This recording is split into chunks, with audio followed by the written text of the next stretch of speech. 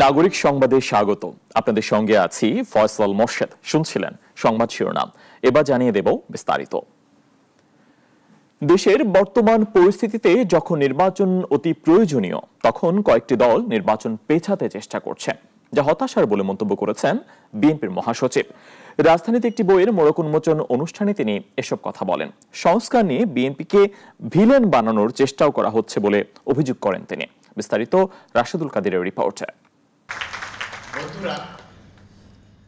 মহাকালের মহানায়ক শহীদ জিয়া শীর্ষক গ্রন্থের মোড়ক উন্মোচন অনুষ্ঠানের আয়োজন করা হয় রাজধানীর ডিপ্লোমা ইঞ্জিনিয়ার্স ইনস্টিটিউট মিলনায়তনে। এতে অংশ নিয়ে বিএনপি মহাসচিব দলটির প্রতিষ্ঠাতার রাজনৈতিক ও কর্মজীবনের বিস্তারিত তুলে ধরেন। বলেন, তিনি বিভক্ত জাতিকে এক করার চেষ্টা করেছেন। দেশের বর্তমান রাজনৈতিক প্রসঙ্গে মির্জা ফখরুল বলেন, বিগত 16 বছরে ফ্যাসিস্টরা দেশে সবকিছু ধ্বংস করেছে। এখন নতুন করে সুযোগ এসেছে, কাজে নির্বাচিত সরকারের প্রয়োজন।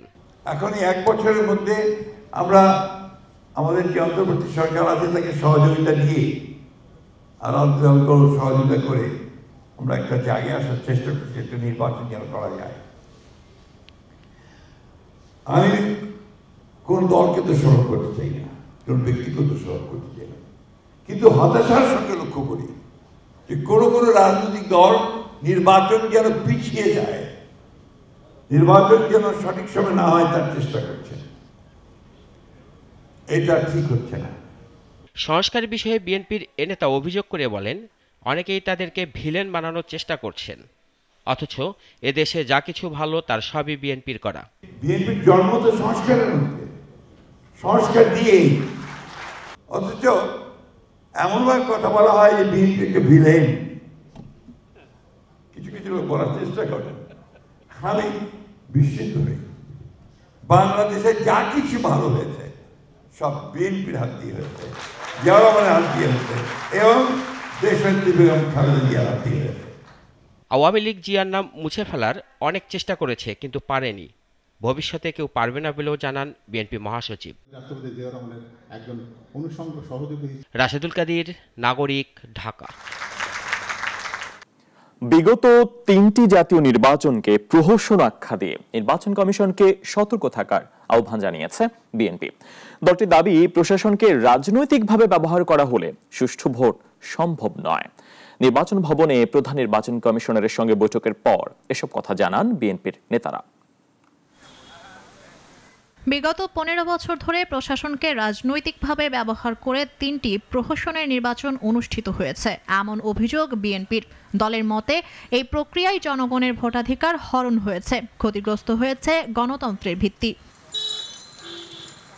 সকালে নির্বাচন ভবনে প্রধান নির্বাচন কমিশনারের সঙ্গে বৈঠক করে বিএনপির 3 সদস্যের প্রতিনিধি দল স্থায়ী কমিটির সদস্য ডক্টর মঈন খান নেতৃত্ব দেন এই বৈঠকে। এতে তারা কমিশনকে নির্বাচনী প্রক্রিয়া নিরপেক্ষ রাখার আহ্বান জানান। বৈঠক শেষে তিনি সাংবাদিকদের বলেন, ভোটের ভয়মুক্ত পরিবেশ নিশ্চিত করা এখন নির্বাচন কমিশনের প্রধান দায়িত্ব। আমরা তাদেরকে, নির্বাচন কমিশনকে আমরা অনুরোধ করেছি যে তারা যেন একটি উদাহরণ সৃষ্টি করতে পারে, যাতে বাংলাদেশের মানুষ শুধু নয়, বিশ্বের মানুষ যাতে বুঝতে পারে যে বাংলাদেশ গণতন্ত্রের পথে এগুচ্ছে, এদেশে একটি সুষ্ঠু নিরপেক্ষ নির্বাচন যাতে হয়। তিনি জানান, কমিশনও একটি স্বচ্ছ ও অংশগ্রহণমূলক নির্বাচন আয়োজনের আগ্রহ প্রকাশ করেছে। আমি এখানে আনন্দের সঙ্গে বলছি, আমরা যে কথাগুলো এখানে আলোচনা করতে এসেছিলাম, এই প্রশ্নগুলো কিন্তু নির্বাচন কমিশন নিজেদেরও প্রশ্ন। তারাও কিন্তু এক বাক্যে একটি কথা বলেছেন যে তারা দৃঢ় প্রতিজ্ঞ, তারা একটি সুষ্ঠু নিরপেক্ষ নির্বাচন করবে, এবং আমরাও বলেছি যে আমরা সেটাই চাই। দলটি আশা প্রকাশ করে, কমিশনের উদ্যোগে এবারের ভোট গণতন্ত্রের নতুন দিগন্ত খুলবে। মুনিয়া জ্যোতি, নাগরিক, ঢাকা। দায়িত্ব শেষ করে যত তাড়াতাড়ি যেতে পারি বাঁচব, মন্তব্য করেছেন আইন উপদেষ্টা অধ্যাপক আসিফ নজরুল। বিকেলে রাজধানীর ফরেন সার্ভিস একাডেমির মিলনায়তনে এক ব্রিফিংয়ে তিনি এসব কথা বলেন। জানান, উপদেষ্টা পরিষদের বৈঠকে 2টি আইন চূড়ান্তভাবে অনুমোদন ও 3টি আইন নীতিগতভাবে অনুমোদন করা হয়েছে। বিচার বিভাগীয় সংস্কার কমিশন আছে, আমাদের মাননীয় প্রধান বিচারপতির যে সংস্কার রোডম্যাপ আছে, সব জায়গাতেই সুপ্রিম কোর্ট সচিবালয় প্রতিষ্ঠার কথা বলা হয়েছে। আমরা এই আইনটা নীতিগতভাবে অনুমোদন করেছি। এই আইনটা যখন চূড়ান্ত অনুমোদন হয়ে যাবে তখন অধস্তন আদালতের যারা বিচারক আছেন তাদের বদলি, তাদের পদায়ন, তাদের পদোন্নতি, তাদের শৃঙ্খলা সংক্রান্ত সকল ব্যাপার সকল কিছু সুপ্রিম কোর্টের নিয়ন্ত্রণে চলে যাবে। আমরা আমাদের দায়িত্ব শেষ করে যত তাড়াতাড়ি যেতে পারি বাঁচবো, এরকম একটা অবস্থায় আছে। 1947 সাল থেকে শুরু করে 2025 সালের 22 অক্টোবর পর্যন্ত যত ভুল করেছেন তার সবকিছুর জন্য নিঃশর্ত ক্ষমা চেয়েছেন জামাত ইসলামের আমির শফিকুর রহমান। নিউ ইয়র্কে কোয়ালিশন অব বাংলাদেশি আমেরিকান অ্যাসোসিয়েশনের আয়োজনে সাংবাদিকদের সাথে মতবিনিময়ের সময় সবার কাছে ক্ষমা চান তিনি। জামাত ইসলামের দ্বারা কেউ যদি কোনো কষ্ট পান, কারো যদি কোনো ক্ষতি হয়ে থাকে, আমি সব ব্যক্তি এবং সংগঠনের পক্ষে নিঃশর্তে আমি আপনাদের কাছে ক্ষমা চাই, আপনারা আমাদেরকে ক্ষমা করে দেবেন। আজকের দিন পর্যন্ত আমরা ভুল করি না, এই কথা বলবো কিভাবে? আমরা মানুষ, আমাদের সংগঠন একটা মানুষের সংগঠন। আমাদের 100টার মধ্যে 99টা ডিসিশন সঠিক, একটা তো বেঠিক হইতে পারে। সেই বেঠিক একটা ডিসিশনের জন্য আমার জাতির তো কোনো ক্ষতি হতে পারে। তাহলে সেই ক্ষেত্রে আমার কোনো ডিসিশনে জাতির ক্ষতি হলে আমার মাপ চাইতে অসুবিধাটা কোথায়? জুলাইয়ের সকল শক্তিকে একত্রিত করে নতুন বাংলাদেশ গড়ার কাজ করা হবে বলে জানিয়েছেন এবি পার্টির চেয়ারম্যান মুজিবুর রহমান মঞ্জু। দুপুরে রাজধানীর তোপখানা রোডের ফরেস্ট অডিটোরিয়ামে এক আলোচনা সভায় তিনি একথা বলেন। এছাড়া আলোচনা সভায় বক্তারা বলেন, বিপ্লবীরা বিত্তবান হতে শুরু করেছেন, শঙ্কা প্রকাশ করেন বিপ্লবের সার্থকতা নিয়েও। জুলাই অভ্যুত্থানের আকাঙ্ক্ষা ও নির্বাচনী ঐক্য, ক্ষমতানা জনতার শীর্ষক এক আলোচনা সভার আয়োজন করে এবি পার্টি ও আপ বাংলাদেশ। রাজধানীর তোপখানা রোডে আয়োজিত এই আলোচনা সভায় এবি পার্টির চেয়ারম্যান বলেন, বিপ্লবীরা ভুল করতে পারে, কিন্তু সেই ভুল শুধরে নিয়ে আবারও দেশপ্রেম নিয়ে এগিয়ে যেতে হবে। আসন্ন জাতীয় নির্বাচনে ক্ষমতা লড়াইয়ে বিভক্তি না এনে দেশের প্রয়োজনে জুলাইয়ের অভ্যুত্থানের শক্তিকে ঐক্যবদ্ধ রাখার আহ্বান জানান তিনি। একটা মহাযাত্রায় অনেক ত্রুটি বিচ্যুতি পরিলক্ষিত হয়, কিন্তু বিপ্লবীরা সবসময় নিজেদেরকে সংশোধন করে নেয় এবং নিজেদের পথ চলার সেই মঞ্জিলকে তারা নির্ধারণ করে আবার নতুন করে জেগে ওঠে। আলোচনা সভায় অন্যান্য বক্তারা বলেন, বিপ্লবের নেতৃত্ব নিয়ে বিভক্ত হওয়া এবং আসন্ন নির্বাচনকে ঘিরে বড় বড় রাজনৈতিক দলগুলোর পরস্পর বিরোধী অবস্থান বিপ্লবকে ব্যর্থ করতে পারে। বড় বড় রাজনৈতিক দলগুলো বিশেষ করে এটাকে বিপ্লব বলতে চান না। কেন বলতে চান না আমি জানি না। বিপ্লবে কেন তাদের এত ভয় সেটাও আমি ঠিক বুঝি না। এটা হয়তো এস্টাবলিশমেন্ট থেকে সরে আসার যে ভয়, সেই ভয় থেকে এটাকে বিপ্লব মানতে চায় না। যে বিপ্লব আর বিলাসের মধ্যে যে পার্থক্য থাকে, এইটাকে আসলে স্পষ্ট করা না গেলে বিপ্লবকে যখন কেউ বিলাসে রূপান্তরিত করে, জনগণ তাকে পরিত্যাগ করতে বাধ্য হয়। আলোচনা সভায় বক্তারা বলেন, বিপ্লবীরা বিত্তবান হতে শুরু করেছে, এতে বিপ্লবের সার্থকতা নিয়ে প্রশ্ন উঠেছে বলেও জানান বক্তারা। আনোয়ার হোসেন, নাগরিক, ঢাকা। মানবতাবিরোধী অপরাধের মামলায় সাবেক প্রধানমন্ত্রী শেখ হাসিনা সহ 3 জনের বিরুদ্ধে হওয়া মামলার রায়ের দিন জানা যাবে 13ই নভেম্বর। এই মামলার শেষ দিনের যুক্তিতর্ক উপস্থাপনে অ্যাটর্নি জেনারেল বলেন, গণহত্যা করে নৈতিক ভিত্তি হারিয়েছেন শেখ হাসিনা। তবে রাষ্ট্রপক্ষ মামলা প্রমাণ করতে না পারায় আসামিরা খালাস পাবেন, জানান রাষ্ট্রনিযুক্ত শেখ হাসিনার আইনজীবী অলিউল রানের রিপোর্ট। 54 জন সাক্ষীর জবানবন্দি ও ক্ষুরধার যুক্তিতর্ক উপস্থাপনে শেষ হল জুলাই গণহত্যায় মানবতাবিরোধী অপরাধে সাবেক প্রধানমন্ত্রী শেখ হাসিনা, সাবেক স্বরাষ্ট্রমন্ত্রী আসাদুজ্জামান খান কামাল ও সাবেক আইজিপি চৌধুরী আব্দুল্লাহ আল মামুনের মামলার আইনি প্রক্রিয়া। গত 10 জুলাই অভিযোগ গঠন করে এই মামলার বিচার শুরুর আদেশ দেন আন্তর্জাতিক অপরাধ ট্রাইব্যুনাল 1। ঐতিহাসিক এ মামলায় এক পর্যায়ে রাজসাক্ষী হন সাবেক আইজিপি চৌধুরী আব্দুল্লাহ আল মামুন। পরে আরও সাক্ষ্য দেন আহত ও নিহত পরিবারের অনেকে। এছাড়াও তারকা সাক্ষী হিসেবে সাক্ষ্য দিয়েছেন জাতীয় নাগরিক পার্টির আহ্বায়ক নাহিদ ইসলাম ও দৈনিক আমার দেশ পত্রিকার সম্পাদক ডক্টর মাহমুদুর রহমান। সকালে শেষ দিনের যুক্তিতর্কে অ্যাটর্নি জেনারেল বলেন, জুলাই গণহত্যার বিচার না হলে নিহত ও আহতদের সাথে অবিচার করা হবে। এখানে যদি ন্যায় বিচার না হয় তাহলে মার্টিন লুথার এখানে একটা অবিচার হবে এবং সেখানে মার্টিন লুথার কিংয়ের ভাষায় injustice anywhere is a threat to justice everywhere. আমি এলিয়নর রুজভেল্টের রেফারেন্স টেনে বলেছি, ন্যায় বিচার মানে উভয় পক্ষের জন্যই ন্যায় বিচার। গণহত্যার অভিযোগ প্রমাণ হয়েছে জানিয়ে শেখ হাসিনা সহ সব আসামির সর্বোচ্চ শাস্তি চান চিফ প্রসিকিউটর। পরে কবে রায় ঘোষণা হবে তা জানতে 13ই নভেম্বর দিন ধার্য করেন ট্রাইব্যুনাল। অনুশোচনাহীন এরকম হত্যাকারীদের ব্যাপারে আদালতের দৃষ্টিভঙ্গি স্বচ্ছ থাকা উচিত যে এরা কোনো রকমের অনুকম্পা পাবার যোগ্য নয়। এটা আমাদের সর্বশেষ সাবমিশন ছিল এবং আমি বলেছি এই অপরাধের বিচার হচ্ছে এজন্য যে নেভার অ্যাগেইন। এদিকে রাষ্ট্র নিযুক্ত শেখ হাসিনার আইনজীবী জানান, শেখ হাসিনা পালিয়ে যাননি, ষড়যন্ত্রের শিকার তিনি। উনি এই দেশ থেকেই যেতে চান নাই, তা বিভিন্ন মিডিয়া পত্রপত্রিকা প্রতিটি জায়গায় সেটা এসেছে এবং উনি একথাও বলেছেন যে আমাকে প্রয়োজনে এখানে মাটি দেন হত্যা করে, তবু আমি যাব না। কিন্তু প্রেক্ষাপটটা এমন দাঁড়িয়েছে, ওনাকে যেতে বাধ্য হয়েছে। উনি হেলিকপ্টারে করে গেছেন, প্রতিটি মানুষ এদেশে মানুষ দেখেছে। তবে শেখ হাসিনা দেশে এসে মামলা মোকাবেলা করার অ্যাটর্নি জেনারেলের এমন প্রশ্নে আইনজীবী বলেন, তারেক রহমান যে কারণে দেশে আসেন না, শেখ হাসিনাও একই কারণে দেশে আসছেন না। যে ইতিপূর্বের একটি রাজনৈতিক দলের নেতা বিদেশে ছিলেন, তখন আমার এই আসামি সাবেক প্রাইম মিনিস্টার বলেছিলেন যে প্রয়োজন আসেন, এসে বিচারের মুখোমুখি হন, এই যে কথাগুলি উনি বলেছিলেন, কিন্তু উনি আসেন নাই। আমিও সেটার পরিপ্রেক্ষিতে বলেছি যে কারণে উনি আসেন নাই এবং এখনও আসেন নাই, সেই একই কারণে শেখ হাসিনাও আসেন নাই। জুলাই হত্যার বিচার না হলে আগামী প্রজন্ম এ ধরনের আরও হত্যার শিকার হবে, জানান চিফ প্রসিকিউটর। বাংলাদেশে কখনো আর এরকম দিন যেন ফিরে না আসে।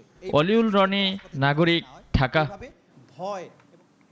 ঢাকার হযরত শাহজালাল আন্তর্জাতিক বিমানবন্দরের আমদানি কার্গো কমপ্লেক্সে ভয়াবহ অগ্নিকাণ্ডের সপ্তাহ পার হলেও নেই সংস্কারের কোনো উদ্যোগ। দায়সারাভাবে চলছে আমদানি পণ্য খালাস কার্যক্রম। ব্যবসায়ীরা প্রতিদিনই এসে নানান সমস্যা, হয়রানি ও ভোগান্তির শিকার হচ্ছেন। সানি আহমেদের রিপোর্ট। বিমানবন্দরে আগুন লাগার ঘটনায় বড় শিল্প গ্রুপগুলো ক্ষতির সমন্বয় করতে পারলেও বিপাকে পড়েছেন মধ্য ও ক্ষুদ্র ব্যবসায়ীরা। পুঁজি হারিয়ে অনেকে বসেছেন পথে। প্রাকৃতিক বা ষড়যন্ত্র যে কারণেই অগ্নিকাণ্ড তৈরি হোক না কেন, তা কম বেশি সবাই মেনে নিয়েছেন। কিন্তু বিপত্তি হচ্ছে আগুনে ধ্বংস হওয়া কার্গো ভিলেজ সংস্কারে কোনো উদ্যোগ নেওয়া হচ্ছে না। 5 দিন গত হলেও সিভিল এভিয়েশন, বিমান কর্তৃপক্ষ বা কাস্টমস কেউ কোনো পদক্ষেপ গ্রহণ করেনি, অথচ আশ্বাস দিয়েছিল 2 দিনের মধ্যে ক্ষতিগ্রস্তদের করবে পুনর্বাসন। আগুন লেগেছে 5 দিন হয়ে গেল, সিভিল এভিয়েশন বা বিমান 5 দিনের মধ্যে এখন পর্যন্ত কোনো পদক্ষেপ গ্রহণ করে নাই পুনর্বাসনের জন্য। মেডিকেল ইকুইপমেন্টের আমাদের যে মালগুলো ভিতরে ছিল আমরা একটাও পাইনি এখন পর্যন্ত, খুঁজতেছি। ব্যবসায়ীরা প্রতিদিনই গুনছেন অপরিণীয় ক্ষতি, তাই দ্রুত সংস্কারের দাবি উদ্যোক্তাদের। এটা দ্রুত সংস্কার করে কাজ চালু করা হোক, যে কোনো ভবন, নতুন ভবন হোক, পুরাতন ভবন হোক, মানুষজন ব্যবসায়ীরা পথে বসে যাচ্ছে। এই অন্তর্বর্তী সরকার এই জিনিসটাকে অতি দ্রুত এটা একটা সিস্টেমে নিয়ে আসুক। যদি পুরান বিল্ডিং এ আবার এই যে চালু করে, তাহলে এটার কাজ অতি দ্রুত শুরু করতে হবে।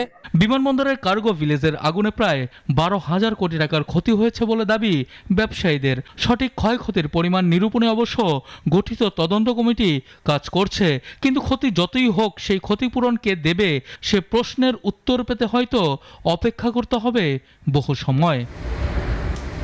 সানি আহমেদ, নাগরিক, ঢাকা। সিলেটের সাদা পাথর উত্তোলন নিয়ে সারা দেশে তৈরি হয়েছিল মারাত্মক প্রতিক্রিয়া, কিন্তু এবার হবিগঞ্জে অনেকটা নীরবেই নিঃশেষ হচ্ছে সাদা সোনা খ্যাত সিলিকা বালু।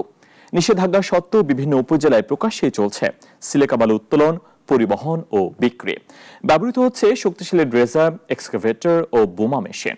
হবিগঞ্জ থেকে জাহাঙ্গীর রহমানের রিপোর্ট, জানাচ্ছেন ইশরাত জাহান। হবিগঞ্জের চুনারুঘাট উপজেলার পানছড়ি, 50, দেওয়াতলি সহ আশেপাশের বেশ কিছু এলাকা এখন বালু উত্তোলনের হটস্পট। ড্রেজার মেশিন বসিয়ে রাত দিন চলে বালু উত্তোলন। এই বালু অবৈধভাবে বিক্রি করছে প্রভাবশালী সিন্ডিকেট চক্র। প্রতিনিয়ত বালু উত্তোলনে হুমকির মুখে পড়েছে পরিবেশ, ভেঙে যাচ্ছে রাস্তাঘাট, ক্ষতিগ্রস্ত হচ্ছে চা বাগান ও ফসলি জমি। এছাড়া রঘুনন্দন পাহাড় থেকে বালু উত্তোলনের ফলে সংরক্ষিত বনটিও পড়েছে চরম ঝুঁকিতে। 2 দিন পরে পরে মাটি সইরা জায়গা, গাড়ি ঘোড়ার লাগে আমরা লাইমা যাওয়া লাগে বা টেলানি লাগে, মানে খুব একটা দুর্গতির অবস্থা। বালু তোলাটা যদি বন্ধ হয়ে যায় তাহলে আমরা শান্তিতে থাকতে পারবো। অবৈধ বালু তোলার কারণে আমরা বিভিন্ন সমস্যা ভুগতেছি, যে দেখতে পাচ্ছেন রাস্তায় এটাতে যেতে গেলে আমাদের অনেক সমস্যা হয়। স্থানীয়দের অভিযোগ, রাজনীতিবিদ ছাড়াও এসব চক্রে জড়িত প্রভাবশালীদের রয়েছে একটি শক্তিশালী সিন্ডিকেট। প্রশাসন থেকে মাঝে মধ্যে নামমাত্র অভিযান চললেও নেওয়া হয়নি কোনো কার্যকরী পদক্ষেপ। যারা চুনারুঘাটের সম্পদ চুরি করে নিয়ে যাচ্ছে, বাংলাদেশ সরকারকে তার রাজস্ব থেকে বঞ্চিত করছে, চুনারুঘাটের পরিবেশ যারা ধ্বংস করছে, আমি প্রশাসনের কাছে দাবি জানাবো, বর্তমান সরকারের কাছে দাবি জানাবো, যে কোনো মূল্যের বিনিময়ে এই বালু চুরি বন্ধ করতে হবে এবং এই চোরদের বিরুদ্ধে ব্যবস্থা নিতে হবে। এলজিডি অফিসের সাথে যোগাযোগ করছি, কয় না তোমরা বালুর গাড়ি তোমরা বন্ধ করে দাও। ওরা প্রভাবশালী করে আমাদের কথা মানে না, ওরা একটু এলাকার প্রভাব দেখে, আমার বাড়ি স্বাস্থ্য কম। এদিকে দ্রুত পদক্ষেপ নেয়ার আশ্বাস দায়িত্বশীলদের। ইতিমধ্যে আমরা একাধিক যে এরকম গাড়ি এবং বালু আমরা জব্দ করেছি, জব্দ করে তাদেরকে মোবাইল কোর্টের মাধ্যমে শাস্তির আওতায় আনা হয়েছে। তারপরে যদি যেখানে যারা আইন ভঙ্গ করবে তাদেরকে আমরা আইনের আওতায় মোবাইল কোর্টের মাধ্যমে এবং প্রয়োজনে নিয়মিত মামলা করে তাদেরকে শাস্তির আওতায় আনা হবে। বালু খেকোদের কবল থেকে পাহাড়ি ছড়া, সংরক্ষিত বনাঞ্চল ও চা বাগান রক্ষা করে একটি সুস্থ বাসযোগ্য পরিবেশ গড়ে তোলার আহ্বান পরিবেশ কর্মীদের। ইশরাত জাহান, নাগরিক। ভূমি অধিগ্রহণ জটিলতায় থেমে আছে মাদারীপুরের চান্দেরচর বাজার সংলগ্ন সেতু নির্মাণের কাজ। 2 বছরে শেষ হয়নি অর্ধেক কাজও, ফলে চরম দুর্ভোগে পড়েছেন 3 ইউনিয়নের মানুষ। নির্মাণ কাজ শেষ করে দ্রুত সেতু চালুর দাবি স্থানীয়দের। রাকিব হাসানের রিপোর্ট, জানাচ্ছেন শাশ্বতী সরকার। প্রায় 11 কোটি টাকা ব্যয়ে 2023 সালে শুরু হয় মাদারীপুরে শিবচরের চান্দেরচর বাজার সংলগ্ন সেতুর নির্মাণ কাজ। চলতি বছরের মে মাসে কাজ শেষ হওয়ার কথা থাকলেও অর্ধেকের বেশি কাজ এখনো বাকি। স্থানীয়রা জানান, ভূমি অধিগ্রহণ জটিলতায় সরকার পতনের পর থেকে বন্ধ আছে নির্মাণ কাজ। সেতুটির অভাবে ভোগান্তিতে আছে প্রায় 15,000 মানুষ। চলাচল ও কৃষিপণ্য পরিবহনে দুর্ভোগ পোহাতে হচ্ছে তাদের। দ্রুতই সেতুর নির্মাণ কাজ শেষ করার দাবি এলাকাবাসীর। দ্রুত কাজটা হতে ছিল, কিন্তু এই যে বিল্ডিং দেখতেছেন যে ওই বিল্ডিংটার জন্য এই কাজটা বন্ধ হয়ে গেছে। বাচ্চা কাচ্চা নিয়ে আমরা ডেলিভারি রুগী নিয়ে আমরা যাওয়ার সম্ভবই না, কারণ মারাত্মকভাবে ভাঙা। ব্রিজ না থাকার কারণে বাইপাস সড়ক দিয়ে বড় গাড়ি যাইতে পারে না, কেউ কোনো মালামাল নিতে পারে না, তাই মানুষের খুবই দুর্ভোগ হইতেছে। অনেক গাড়ি এই ঢাল দিয়ে নামতে গেলে উল্টে যায়, এই যে অনেক মানুষের হাত পাও ভেঙে গেছে। ঊর্ধ্বতন কর্মকর্তাদের সাথে কথা বলে সমাধানের চেষ্টা করা হচ্ছে বলে জানিয়েছেন সংশ্লিষ্টরা। সার্বিক বিষয়টি ঊর্ধ্বতন কর্তৃপক্ষকে পত্রের মাধ্যমে জানানো হয়েছে এবং এটি কার্যক্রমটি চলমান আছে। আমরা যদি ঊর্ধ্বতন কর্তৃপক্ষের নির্দেশনা পাই সেই অনুযায়ী পরবর্তী কার্যক্রম গ্রহণ করব। সেতুটি নির্মাণ হলে উমেদপুর অঞ্চল সহ পার্শ্ববর্তী এলাকার মানুষের শিক্ষা ও জীবনমানের উন্নয়ন ঘটবে বলে মনে করেন স্থানীয়রা। শাশ্বতী সরকার, নাগরিক। ফিলিস্তিনের পশ্চিম তীর ইসরায়েলের ভূখণ্ডে অন্তর্ভুক্ত করার একটি বিল পাশ করেছে দেশটির পার্লামেন্ট নেসাট। কার্যত দখল বা সংযুক্তিকরণের এই পদক্ষেপ সরাসরি আইন লঙ্ঘন করেছে বলে মত বিশ্লেষকদের। বিস্তারিত জানাচ্ছেন শাশ্বতী সরকার। ইসরায়েলি ভূখণ্ডে যুক্ত করা হবে ফিলিস্তিনের পশ্চিম তীর, এমন একটি বিলের প্রাথমিক অনুমোদন দিয়েছে ইসরায়েলের পার্লামেন্ট নেসেট। নেসেটের বিবৃতিতে বলা হয়েছে, পশ্চিম তীরের জুডিয়া ও সামারিয়ার অঞ্চলগুলোতে ইসরায়েল রাষ্ট্রের সার্বভৌমত্ব প্রয়োগ করার জন্য আনা বিলটি প্রাথমিক পাঠে অনুমোদিত হয়েছে। প্রধানমন্ত্রী বেনিয়ামিন নেতানিয়াহু ও তার দলের বিরোধিতা সত্ত্বেও মঙ্গলবার পার্লামেন্টে 25-24 ভোটে অনুমোদিত হয় এই বিল। আইন হিসেবে কার্যকর হওয়ার আগে মোট 4 ধাপের ভোটাভুটির প্রথম ধাপ ছিল এটি। পরবর্তী ধাপে নেসেটের পররাষ্ট্র ও প্রতিরক্ষা কমিটিতে যাবে এই প্রস্তাব। বিলটি পূর্ণাঙ্গভাবে পাশ হলে ফিলিস্তিনের এই অংশ ইসরায়েলের সাথে সংযুক্ত হবে এবং সেখানে ইসরায়েলের সার্বভৌমত্ব কার্যকর হবে। ইসরায়েলের এই পদক্ষেপকে আন্তর্জাতিক আইনের প্রকাশ্য লঙ্ঘন বলে মনে করছেন বিশ্লেষকরা। তবে ইসরায়েলের প্রধানমন্ত্রী বেনিয়ামিন নেতানিয়াহু নিজেই এই প্রস্তাবের বিরোধিতা করেছেন। তার কয়েকজন জোট সঙ্গী ও বিরোধী এমপিরা বিলটিতে সমর্থন দিয়েছেন। মার্কিন প্রেসিডেন্ট ডোনাল্ড ট্রাম্পের ইসরায়েলকে পশ্চিম তীর সংযুক্তির অনুমতি না দেওয়ার ঘোষণার 1 মাসের মধ্যেই বিলটি পাশ হলো। শাশ্বতী সরকার, নাগরিক। এখন এ পর্যন্তই।